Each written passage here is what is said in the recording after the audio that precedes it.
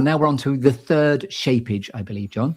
Well, I am going to go back in time now because, as I said at the start, everything now revolves around creativity and trying to use that kind of spark. And somebody kind of made me realize this earlier this year on my own radio show, that actually go all the way back to GCSEs for me. So back to school. At school, I was all about science and numbers. I mean, no surprise I went into finance. Maths and science was my thing. I found it interesting and easy, and things like languages and English and reading books were a necessary evil that I had to endure until I changed class and I had an English teacher called Mr. Venning, and we read a book called The Heart of Darkness, Joseph Conrad, I think he's the author, and it's an unbelievably dense, difficult book to read, a typical kind of, English literature student book. And I really struggled with it, to be honest. But somehow he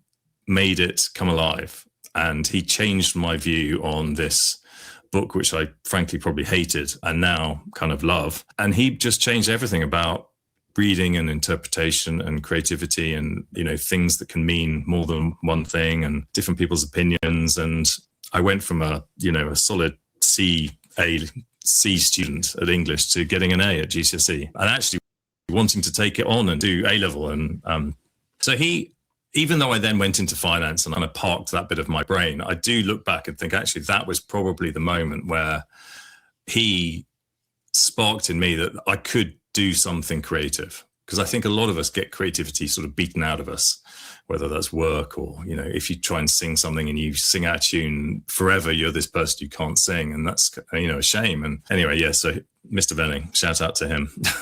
And is he still with us, Mr. Venning? He actually taught, he's retired now because I think he's 80 or thereabouts. He actually taught until he retired at a school very close to where I live now, and he actually lives round the corner, so I connected with him.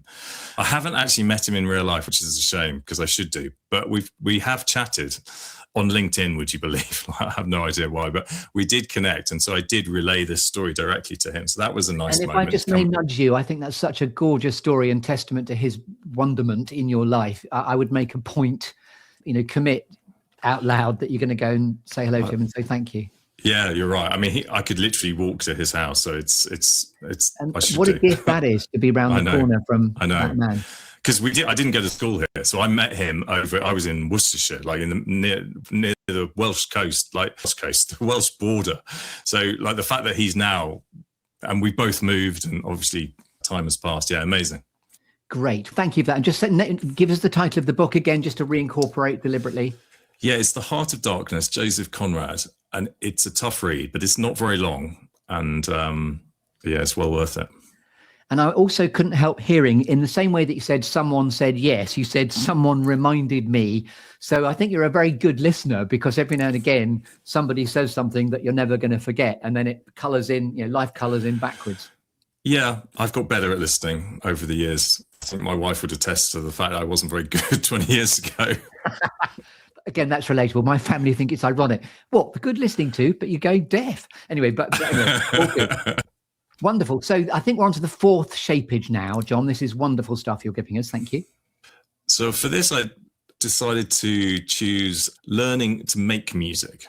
So this goes back to lockdown, where we all took up hobbies because there was nothing to do. We baked bread and we did lots of other things and learned to, code or play cards or whatever it is that you did in lockdown when you were desperately bored. I came across this class, the masterclass series, which I don't know who does it, but the masterclass thing. I don't know if it's a thing anymore, but Gordon Ramsay did a cooking show and, there were acting things. And anyway, there was this one on making music by a guy called Deadmau5. That's his kind of stage name. You say Deadmau5? Deadmau5, yeah.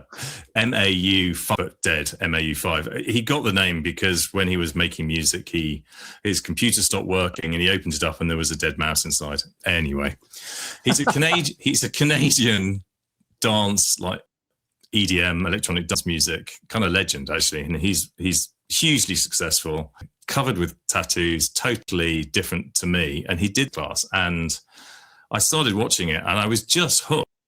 Like, he has a room that's kind of like mine times by about 10. He's hugely successful, so he can afford all the the gadgets. Anyway, I just devoured this thing, and it was weird because I've always loved music, listening to music, going to gigs, being into bands, always been a part of me, but I've never actually made music. It's almost like I didn't realize you could, just with a laptop and a bit of software, you can make a full track and release it. And most people do these days. They don't have any kind of keyboards or things. Most of it's done on a computer. Anyway, it was weird. And this just opened my eyes. Literally even the name of the software that you can use to make music, I'd never heard of it until I watched this thing. And it's been out long before this course. So I could have come across that anyway. And that has then just started me. Yeah, and now you can see this room. That was the start. Before that, this room had no music equipment in it at all. Yeah, he just sparked something. And yes, we were bored and like hungry for something to do and down. But it was just that, oh my God, I can actually make the stuff that I love listening to. And obviously at the start it was crap. People would say that it's still not great. But I think my music today is a lot better than it was. Again, another adage that's come to mind, what's meant for you won't pass you by. So apart from those two conversations when somebody said, coming across Dead Mouse, what a great moment.